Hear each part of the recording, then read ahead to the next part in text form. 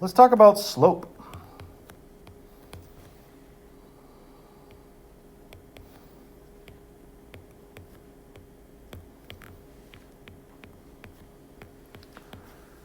And slope is defined as the difference of the y values and divided by the difference of the x values, okay?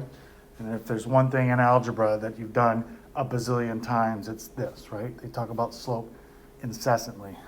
If you have a coordinate point,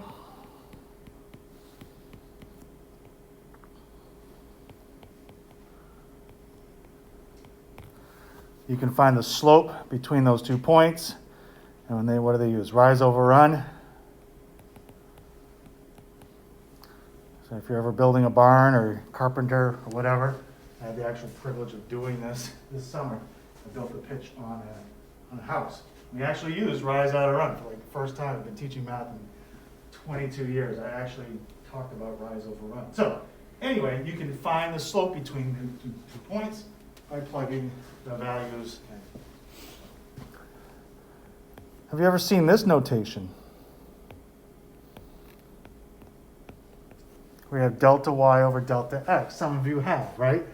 And delta represents the change in something.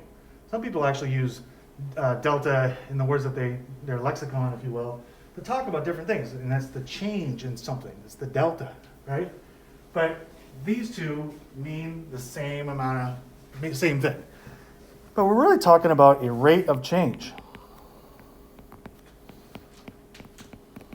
How fast does y increase or decrease as x increases or decreases? And we're looking at these rates. How fast is it heating up? How fast is it cooling down? Those are rates of change. And those are actually very interesting things that we have in mathematics. How much is our population increasing? How much is COVID coming through our community? Those are rates of change. Now, when you get to calculus, this rate of change, you can actually calculate for nonlinear things. This is linear because it's a line. We can figure out the rate of change between 2 points. But when you get to calculus and you want to find the rate of change at a specific point, you have a line that's tangent to that curve at a single point. And what Isaac Newton and Gottfried Leibniz independently in the late 1600s is they wanted to figure out how do you calculate what that rate of change is. So they invented calculus. And this is what calculus is all about, is figuring out how we can find that rate of change. That's differential calculus. Now, inferential calculus is knowing the rate of change and then coming up with the actual equation. It's the opposite. So, and this is all fine and good. You want to find the rate of change at a single point. But if you have a single point where there's no change in x, that means you're trying to divide by 0. And that's the one thing we can't do in mathematics well, a couple things, but the main thing is you can't divide by 0, right? You can't take something and separate it and divide it into nothing. It makes no sense.